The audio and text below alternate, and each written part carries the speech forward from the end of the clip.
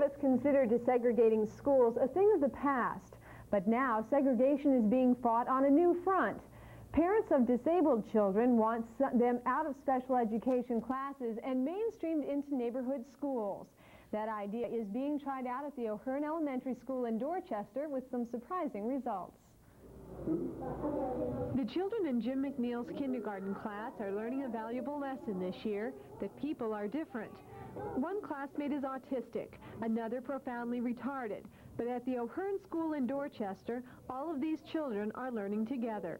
In years past, Alan has been in makeshift classrooms, for instance, in a basement, segregated away from all of the other children, not even involved in the extracurricular activities, not able to eat in the cafeteria with the other children for whatever reason. And this environment, you can't discern which child is special ed and which is not. Cheryl's son is autistic, and in years past, he was taught with other autistic children. But Timmons and parents like her wanted their children to be schooled with regular students. Now, thanks to their efforts, the 3 kindergarten classes at the Ohearn are Boston's first attempt at mainstreaming disabled children. During the mid-70s, Massachusetts was on the forefront of special ed issues. The passage of Chapter 766 ensured the rights of all children to a free and appropriate education. But what evolved in Boston was a diverse and often expensive network of special ed programs. Boston was really trying to separate out for the reason of gearing towards the individual child and their needs. Parents and educators are now reassessing how those needs can best be met, and many believe mainstreaming is the answer. The ultimate goal, I believe, is that we want children to become as independent, as productive, as able to live and work on their own as possible. And obviously, if we're going to live and work in an integrated world, where and when should we start preparing for that? And best place is to start as young as possible in integrated classrooms. Yeah, that's right. And this is Classes here are smaller. With 15 students, perhaps 3 to 4 are disabled. The duties are split between a regular and special ed teacher, but the children learn much by watching each other. Parents of special needs children say they are improving, both socially and verbally. He's talking more, and he has a better attention span. He seems happier. He likes coming to school. He's much more sort of alive and interested in what's going on in the classroom. There's kids moving around, there's kids talking, which he didn't have in his earlier program. In terms of social skills, the kids are great. They help him, he helps them. He has skills where he's able to help them, and they're able to help him socially, and it's fantastic. And their children aren't the only ones to benefit. Well, I think it's great because he asks questions about the other children, about why are they in a wheelchair, or why they're wearing braces, and I think it's wonderful for them to start at this age, learning about other children with disabilities. I actually prefer it because I think that kids have all different sorts of abilities and are at different stages developmentally, no matter how old they are. So to me, it means that they're going to be conscious of that and work with kids at their own different level. Massachusetts still lags far behind other states in mainstreaming efforts, but those at the Ohearn believe this program is a good start. And we certainly need to have much more integration. It doesn't necessarily mean that all children need to be integrated for all the time, but there need to be options for parents, many options, where parents would like their child or children to be in a totally integrated situation. And this is the first option here in Boston. I'm sure will not be the last. Jane Schneider, Neighborhood Network News. Joining us to talk further about the Ohearn School is its principal, Dr. Bill Henderson. Thank you for joining us. The first question that leapt to my mind when I visited your school was, why was this so long in coming, and why is the Ohearn really the only integrated program in Boston right now? Well, I think perhaps some people never thought that persons with disabilities could be integrated into society as a whole. Many adults have never really lived in the community. They've been in institutions in the history, and so I think people felt that this was the appropriate way to educate children, which was in a separate environment.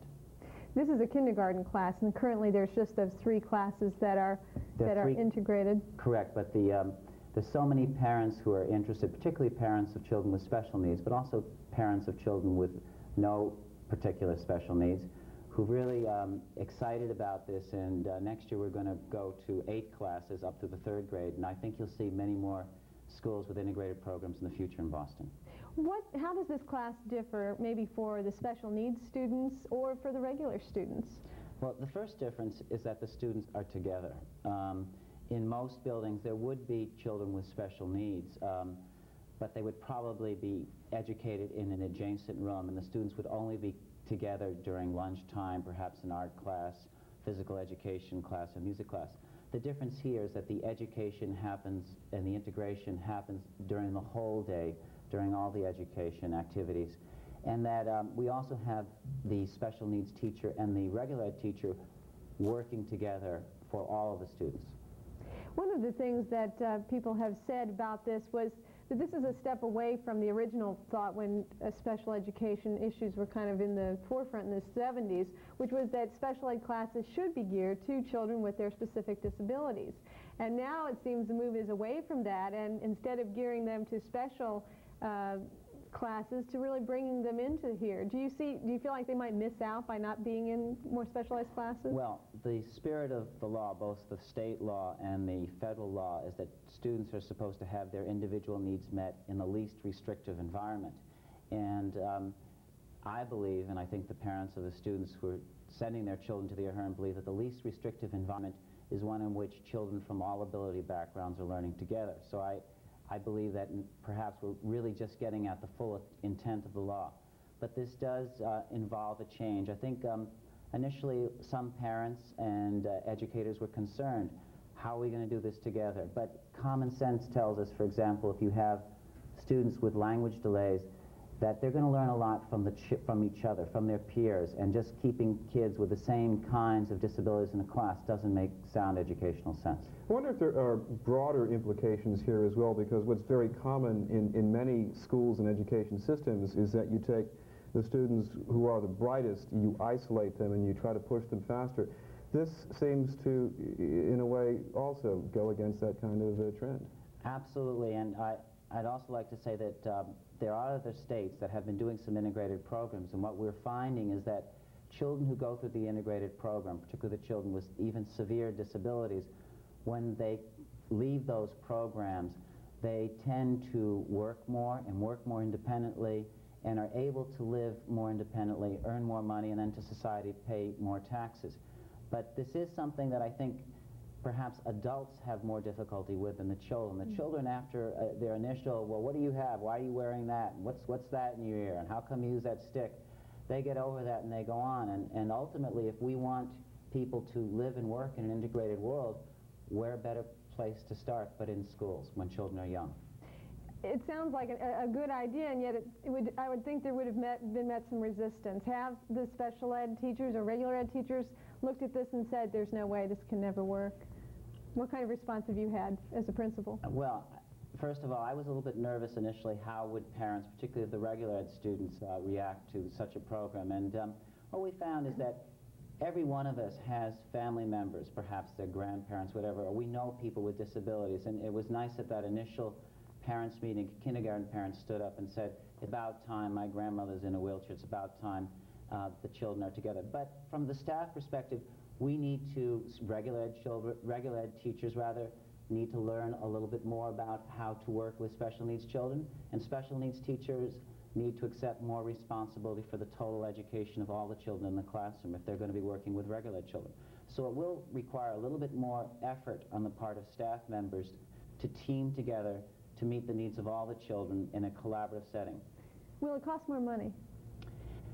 Initially, there's always a need for doing some training, but we believe that if we are going to be able to serve students in Boston, and some of the students in our program would have been in private placements and even would have been bused to towns outside of Boston, and if you factor in those extra transportation costs and the cost of private placement, that we're going to not only have the same cost right now, but in the long run save not only Boston but society a lot of money, because we're going to be preparing children for more independence, both in terms of study and work.